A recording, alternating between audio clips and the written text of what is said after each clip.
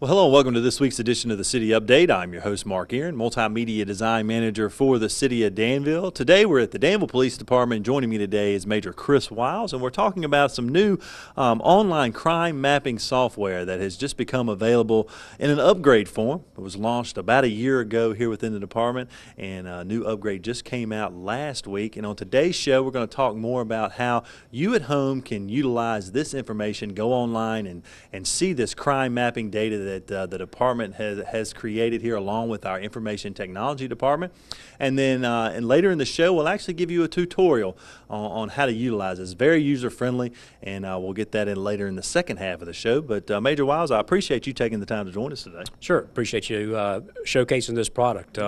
Again, our IT department, Tim Shortley with our IT department, our GIS with the city has put this product together from scratch. It's totally built in-house, and it's been a tremendous product, and we think we've got a lot of use out of it, and we believe the citizens will too. Now let's talk a little about it. The web address you see on the screen, you'll be able to access that. That is the main website for the data, and as I mentioned in the second half of the show, we'll give you a little tutorial on how to access that site. But Chris, let's talk about why the department thought about 12 months ago this was ideal to let the viewers access this information kind of in a different way, because they've always been able to access the data, but this gives them a little different way to kind of dig down a little deeper, right? Right. You know, we've had a couple different ways to get out our crime data. One is through the Virginia State Police releases every year, Crime in Virginia, and that's available on the State Police's website.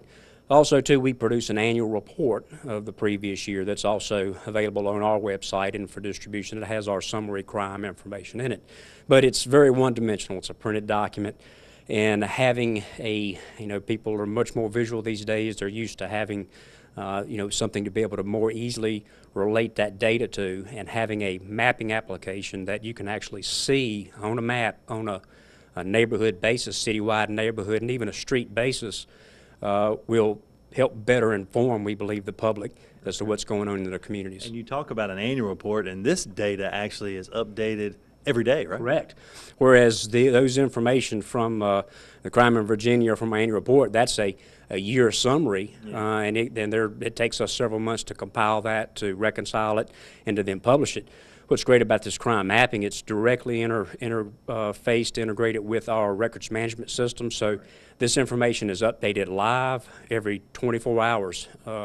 In the early morning hours, it runs those processes, updates the current year, and also goes back into those 3 previous years. It updates them historically as well. Right. And another great feature of this with the upgrade is very mobile friendly, because we know everybody's using their mobile devices now to access information on the internet, and I know this new software that we've upgraded just this past week makes it even easier. That's correct. Where before it was, a web browser, you need to have a regular web browser to use it. This new application, again, on a mobile platform, much more easy to use. The way you interact with it works with the mobile as well. Everybody's using smartphones and tablets nowadays, but it still does work very well on a desktop as well, a laptop. And I know you can dig down a little deeper with this upgrade as well, because the older version, you kind of just knew there may have been a crime. If you typed in your address, there may be a crime on your street. Now you can dig a little deeper, and it gets even more specific on what type of crime, on certain crimes, correct? Right. Well, the main difference is just the interface. It's much more user-friendly to when you go in there and start. If you want to start doing some analytics, you want to look at crime trends, your drop downs to be able to look at the current year and plus previous years, or if you want to get down more granular and look at specific type of offenses, the user interface with that, the person's experience with that is much more simple. We have drop downs. Where the previous version, it did have drop downs, but you had to check boxes or uncheck boxes and had multiple layers. Yeah. This is just a much more user friendly, and anytime anything's more easy to use, you can get more utility out of it. That's great. And when you dig down a little deeper, I know for the police department and the individuals that work at this on a daily basis, they know the difference between these types of crimes, but maybe for a viewer at home who may just be accessing this website for the first time, they log on and they see the information in their neighborhood, and they see a couple of crimes, and they maybe see a larceny and a burglary, and then maybe a robbery maybe 2 miles away. Can you explain the difference in those crimes, just for our viewers who may not know the difference between those? Yes, the information that we're putting out there, it's not all of our crimes, but what it is represents index offenses. And since the 30s, the International Association of Chiefs of Police came up with the Uniform Crime Reporting, which was a mechanism that defined crimes across a common set of definitions, so that way, whether you're in Virginia, or whether you're in California or Texas or North Dakota, this particular crime and the elements of that crime fit into this particular definition, because there may be nuances in how the crimes are described. So that enables you to compare crime across regions and be speaking the same language. So, one of the ones we really commonly experience, people refer to a robbery and a burglary. They confuse those. Right. A robbery is a crime of violence. That's when one person uses force or the threat of force to take something from another person. Your house doesn't get robbed, your car doesn't get robbed. We use these terms interchangeably. That's a burglary. If somebody breaks into a residence or a structure with the intent to steal something or commit some other kind of crime, that's actually a burglary. In Virginia, when you steal something from a vehicle, that's actually would be a theft. So what we've done is we've taken those index offenses. It's a total of 8 offenses that we typically report on our annual report that are those most serious offenses, particularly the ones that cause concern in communities. It's homicide, rape and other forcible sexual offenses, larcenies, aggravated assaults. Those are aggravated assaults, are those serious assaults that involve a weapon or involve serious injury. So much trying to think of one of the others that we have there, but they're all listed there. Arson is one of them, motor vehicle theft, and then a composite larceny. Those are those index offenses that are listed in there. So you can go in, see where those occur, and see with what frequency they occur over the course of current year plus the previous 3 years of data. Well, because I know we've had this available on the website, the older version, for about a year now, and again, the upgrade just available this week. And have you got a feel from the community? How are they utilizing this information? And as a department, how do you hope they will utilize this if they log on to the website today and access this data? Right. We hadn't had a chance to get feedback from the community yet on the product. It is very new, but certainly what our hope is for citizens and folks interested in Danville to be able to use the website and use the crime mapping application to be more aware of what's going on in their community. We certainly don't intend it for somebody to use as a negative. We want it to be a positive. Crimes are negative and bad, but we want to take a positive approach. The more we share that information, certainly as police, we can't do anything without the help of the public. Very rarely do any of these crimes occur in our presence that we witness them. So a lot of times we're in reactive, and we need to depend upon our community, the folks moving through our community to help us solve these crimes. So, or even better, to prevent them. So being aware of what's going on in your city, in your community, on your street, we think will help reduce crime and make people feel more positive about their community and being aware of what's going on, be more proactive, whether it's personal, whether it's if you see some larcenies or burglaries that are occurring in your neighborhood, you lock that door, make sure you've got good locks, make sure you've got good lighting. Make sure you trim those bushes, those kind of preventative measures that you take place, or you see in some larcenies, some thefts that may be from vehicles on the street.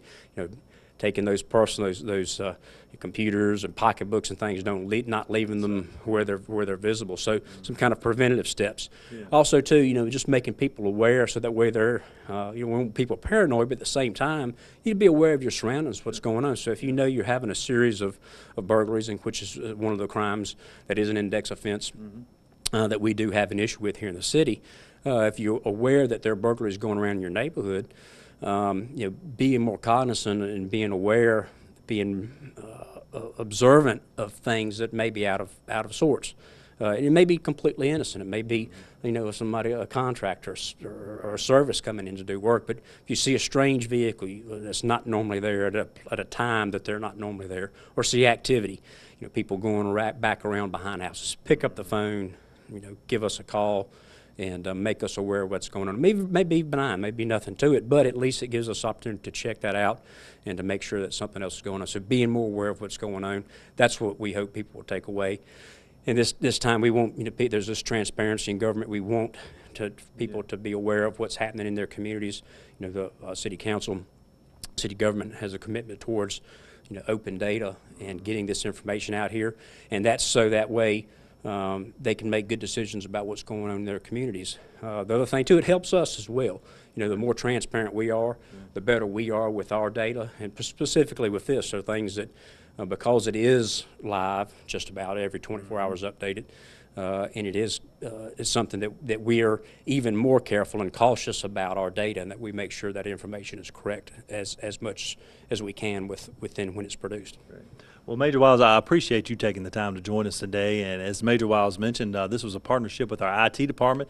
And we're going to take a quick break. When we come back from break, we're going to talk to the man who's the brains behind all of this, right, and put all of this together for us in-house here in the city of Danville. So we're very proud to say that it was created in-house by one of our staff members within the IT department. And Major Wiles, again, thanks so much for joining us today. And I'm sure we'll see you soon. May do something with Corporal Scarce on River City Blue. Talk to you a little bit more about this in more detail in upcoming months when you get some feedback from the public. That sounds great. Yeah, and please go on that website, take a look at it, and play with it. And it's very informative. I think you get a lot out of it. Sounds good. And stay tuned. We'll be right back. So I got this new family, and I don't know what it is about this one, but she can't seem to put down that toy all day long. Tap, tap, tap, tap. Oh, and she even talks to it.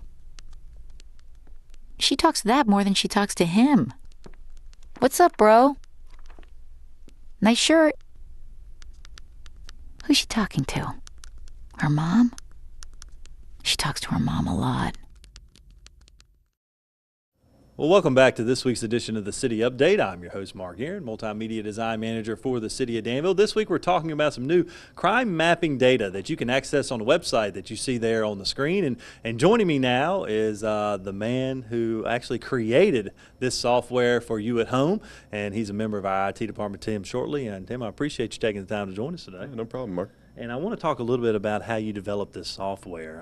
Again, this was created about a year ago, but I know it took a little while to create that software. So tell me, how far back did we go for creating this type of software? Sure. Well, it actually started in the fall of 2013 when I came on with the department.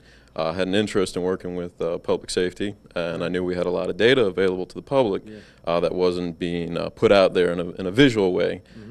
So I took it upon myself to meet up with some of the police officers downstairs, some of the command staff, and see if we could get some way to map some of the crimes out to the public. It's something that's pretty popular nowadays. You see it in a lot of other bigger cities. And I knew we had good data and we had the technology to do it, so we sat down, and sure enough, we got down to the bones of it, and we could put it out there, so we got to work. And now, so that was about a year ago. Now, tell me about this new upgrade. Major Wiles talked a little bit about the differences in that, but was there a lot of work that went into creating this new upgrade, making it mobile friendly, et cetera? Absolutely, absolutely. This is actually a completely different platform from the old site. It uses a different type of technology on the back end. It actually, the reason why we decided to switch is it's much more platform independent, which means that you can use it on different types of operating systems like Apples and PCs and that kind of thing without any sort of special technology that sometimes doesn't allow a user to use the website right away. They've got to make a few extra clicks, and sometimes people don't want to have to jump through all those hoops to get to the data. So let's make it a little easier to get it out there and just, type in the link and off you go. So yeah, it was a new technology and it required a lot of research on the back end, but we were able to put it together, and again, had great support from command staff and from my department as well. Got the resources we needed, set it up, tested it, and off we went. Another great feature is it updates every 24 hours. So talk about that process. It kind of correlates right with the records management system here within the police department, right? Absolutely, absolutely. That's something we did have before on the old site, and it's something we wanted to continue. Unfortunately, we were able to do that. It's great that we have this integrated system in the background where the police has these electronic records.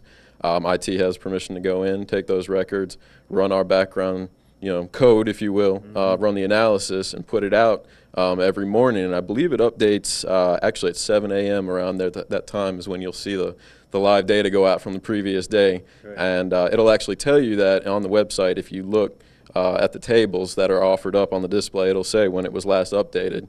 And that's all there is to it. Very good. Well, Tim, what I want to do now is let our viewers get a little taste and feel of the new site. And if you don't mind giving us a tutorial, I know there's a walkthrough tutorial on the website, but I thought it'd be great to get the man who was the brains behind making this software give our viewers at home on River City TV a little tutorial. Sure, that'd be great. As you can see up in the URL address bar, that is the web address for the new map, gis.danvilleva.gov/crime. Should be fairly easy to remember. Once you bring that up into your internet browser, you'll be prompted into agreeing to our website disclaimer, and that just gives you some information about the data and where it comes from, and also has a tutorial link. If you have any questions after viewing the video, you can always click there, and it'll take you to a document that'll show you what to do. Alright, so with that in mind, we'll just jump right in, click on the disclaimer, and you're brought to our default view here, which is our crime information for the city, currently up to date. If you check here, down by the citywide crime statistics, you'll see when the data was last updated. And it looks like it ran last night, which is what we expect. It is currently showing the crime rate by police district for all crimes in 2015. And you can see that up here by the index crime and the year that is currently selected. If you're curious about a particular district, you can go ahead and just click on one. For example, this is beat 11. It will bring you up with a quick recap of what's going on in that district. Population based on U.S. Census, crimes per square mile, crimes per population, here per 1,000, and the total crimes. If you want to know a little bit more, you can just scroll down here to our crime details pie chart, and you can hover over some of these pie slices and it'll show you a breakdown of those total crimes. So here we have 7 aggravated assaults, for example, and 22 burglaries. If you're interested in breaking that down a little further, you can use that Zoom to link, and that'll take you all the way down to our police sub-beat data set, which is just like our police district data set, just a little bit more fine grain, so you can see what's going on maybe at almost like a neighborhood scale. So for example here, if we click on sub-beat P11C, we have a similar recap of the information that we saw in the district, and the same type of pie chart here as we saw before. Now the next scale is actually a little different. If you choose to zoom down again, you can see that the map has changed to a location-based information data set. Here you can actually click on these little dots and it will show you information about that location, crimes at that location. So for example here we've got beat 12, 1 crime, and a burglary. And if you'll notice up here on the right, if you ever just want to back out to a different level, let's say you want to go back to neighborhoods, just click on that indicator up there and it'll bring you right back to wherever you want to go. It's very easy, should load pretty quick. If you want to change the information you want to view, you can always change to a specific crime in the drop down for the index crime. So for example, we can choose to look at grand larcenies in 2015, and if you click on one of those districts, it will just show you information about that crime in that selected year. Now if you have any questions while you're using the map, you can always come over here to site information and bring up the tutorial at any time, and it'll bring it up in a new web page for you. Continuing on with the tutorial, if you want to look for crimes at a specific address, you can always come up here to our address search bar, type in an address, hit enter, and it should take you right to it. It'll be that little blue square diamond looking shape there, and you can see the crime around in that area. Last but not least, if you want to take a look at our technical notes to kind of explain how we got this data, you can always click on this link here and read about how we came about with this data. Well, Tim, I really appreciate you taking the time to join us today and giving our viewers at home a tutorial of the new crime mapping data website. Again, the web address is there on the screen. We invite you at home to access that site. And as Tim just showed us, how very easy and user-friendly.